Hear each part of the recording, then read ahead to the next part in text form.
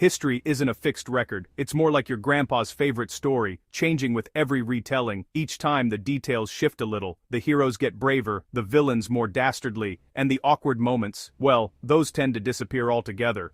The embarrassing parts are quietly swept under the rug, as if pretending they never happened makes them less real. Our shared past is often a sanitized version, hiding the messy, complicated truth beneath shredded documents. The real story is buried in the confetti left behind by those who want to control the narrative. The Iran-Contra affair is a perfect example, a scandal that's as much about what was destroyed as what was revealed. On the surface, it's a political scandal from the 1980s. President Reagan, American hostages in the Middle East, and anti-communist rebels fighting in Nicaragua. It sounds like a Cold War thriller, but the reality is even stranger. But pull the threads, and you find a secret government operating in the shadows, a cast of oddball characters, and a plan so convoluted it makes IKEA instructions look simple. It's a web of secrecy, backroom deals, and desperate gambles. This wasn't just a mistake. It was a machine built to break the rules, revealing how power really works when no one's supposed to be watching. The gears of government turned in secret, fueled by ambition and fear.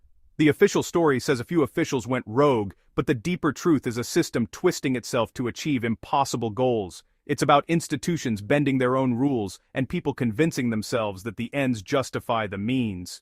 It's the story of secretly selling weapons to a so-called terrorist state, in direct violation of public policy and common sense, then using the profits to fund a forbidden war in Central America, all while denying everything to the public and Congress. Yes, it's as wild as it sounds. The truth was stranger than fiction, and the fallout would shake the nation's trust in its leaders. So let's go back to a time of big hair, neon colors, and even bigger foreign policy blunders, a decade when image often mattered more than reality. We'll dig into how this shadowy enterprise was built, how it spectacularly crashed, and what it teaches us about the dangers of unchecked power and secrecy.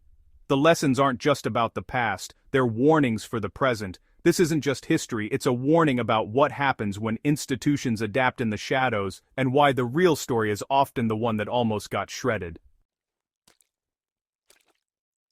Here's the high school textbook version of Iran-Contra in 3 steps. Step 1. The U.S. faced a hostage crisis, Americans kidnapped in Lebanon by Hezbollah, with Reagan under pressure to bring them home. Step 2. The administration secretly sold weapons to Iran, hoping Iran would help free the hostages. Step 3. At the same time, Reagan wanted to fund the Contras in Nicaragua, but Congress had banned it. The solution? Use profits from the illegal arms sales to secretly fund the Contras. Officials like Oliver North ran this off-the-books operation, bypassing Congress and the law. It was arms for hostages, with the money funneled to an anti-communist army. But the real story is how and why this was even possible. To understand why the government took such drastic steps, you have to step back and look at the intense pressures building in Washington during the early 1980s. Inside the Reagan White House, the atmosphere was like a pressure cooker. Every decision weighed down by public scrutiny, political rivals, and the ever-present threat of global instability. On one side, desperate families pleaded for the safe return of their loved ones, while nightly news broadcasts kept the crisis front and center in American living rooms. The public's anxiety was palpable, and the administration felt the heat. On the other, Reagan was determined to roll back communism wherever it threatened American interests. He saw the Nicaraguan Contras as freedom fighters, essential to his vision of a world safe from Soviet influence, but Congress had slammed the brakes, banning any funding for the Contras. At the same time, U.S. policy strictly forbade negotiating with terrorists or selling arms to Iran, a nation under embargo. The administration's to-do list was daunting and contradictory: free hostages without negotiating, fund the Contras without any legal money. It seemed like an impossible puzzle, with no good options in sight. Yet Reagan's inner circle believed their mission was too important to let rules or laws stand in their way. They saw themselves as patriots, fighting for a cause bigger than bureaucracy. To them, Congress was naive, unable to grasp the stakes, and the law was just another obstacle to be overcome in the name of national security. So, instead of backing down, they began searching for secret, creative ways to achieve their goals, even if it meant bending or breaking the rules. This wasn't just about a few rogue individuals, it was an entire system under pressure, responding to a fundamental conflict between what the law allowed and what the administration believed had to be done. When told no, powerful organizations adapt. The Reagan administration built a secret parallel structure, a shadow government outside legal channels. The National Security Council shifted from policymaking to covert operations, using loyalists like Oliver North. They created a network of private citizens, arms dealers, and foreign governments to move money and weapons off the books. Secrecy was everything. Only a handful knew the full story. They bypassed official departments, relying on political appointees loyal to the president. This enterprise was accountable only to the top, designed to evade the law. It was seen as a necessary evil, but it created a monster, a government within the government, unaccountable and destined for disaster. The lack of oversight would be its undoing. So how did this secret machine work? A small group in the National Security Council, led by Oliver North, coordinated the global scheme from the White House basement. Weapons were sold to Israel, then delivered to Iran. Iran paid into secret Swiss accounts controlled by private operatives. The profits funded the Contras, with retired military and CIA veterans handling logistics and secret airlifts. Every step was risky. Shady dealers, secret bankers, and foreign officials with their own agendas. The operation broke multiple U.S. laws and relied on deception at every level. They lied to Congress, the public, and even colleagues. It was a house of cards built on secrecy, and it was only a matter of time before it collapsed. The whole system was unstable and doomed from the start. Like all too clever secret plans, Iran-Contra blew up spectacularly. The first crack, a cargo plane supplying the Contras, was shot down over Nicaragua, exposing the secret network. Soon after, a Lebanese magazine revealed the arms for hostages deal. The Reagan administration denied everything, until evidence made denial impossible. Inside the White House, panic set in. Oliver North and his secretary shredded documents, but couldn't destroy it all. Attorney General Edwin Meese's investigation connected the arms sales to Contra funding. The scandal broke wide open, plunging Reagan's presidency into crisis. Congress launched televised hearings. Oliver North became a household name. Top officials were indicted and convicted. The secret system, built for secrecy, was destroyed by exposure.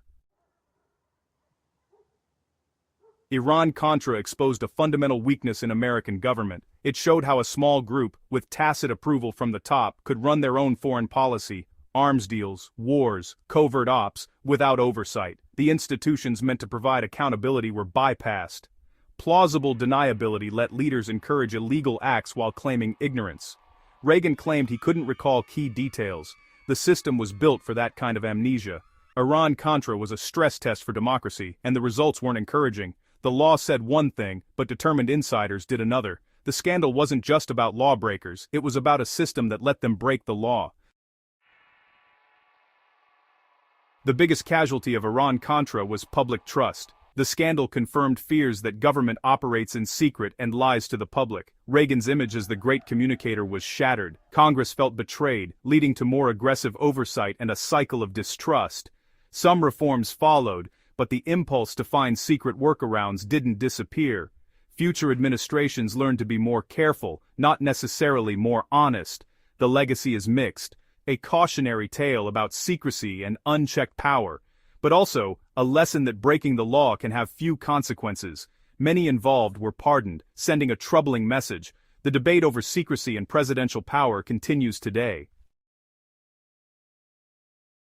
The core lesson of Iran-Contra is clear. When powerful institutions face intense pressure and can't achieve their goals through legal means, they adapt, often in secret, unstable, and unpredictable ways. The desire to win, to get results at any cost, can push even the most established organizations to bend or break the rules. Instead of backing down, they look for loopholes, backdoors, and hidden paths, convinced that the ends justify the means. Like water building up behind a dam, pressure always finds a way around obstacles. It seeps through cracks, searching for the weakest point, and when it finally breaks through, it often causes far more damage than anyone expected. The Reagan administration, determined to pursue its agenda, constructed a secret pipeline, known as the Enterprise, to bypass Congress and the law. This was not just a workaround, it was a shadow operation, hidden from public view and accountability. It was a clever short-term fix, but structurally unsound and built on deception. The foundation was shaky, and the risks were enormous. This pattern isn't unique to government. You see it in corporations under pressure to deliver profits, in sports teams desperate for a win, and in politics when the stakes are high. When the official path is blocked, people look for shortcuts. The official system has rules and procedures for a reason. But when pressure mounts, secret alternatives emerge, hidden doors, back channels, and unofficial deals. These hidden systems are fragile and corrupting.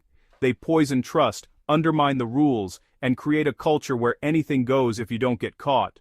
Iran-Contra's architects saw themselves as patriots, convinced they were serving a higher cause, but their actions revealed a deep contempt for democracy, transparency, and the law itself. When secret adaptations replace open, accountable processes, decisions are left to the whims of a few operating in the shadows, far from public scrutiny, and that's always a recipe for disaster, because when trust and accountability break down, the damage can be catastrophic and long-lasting.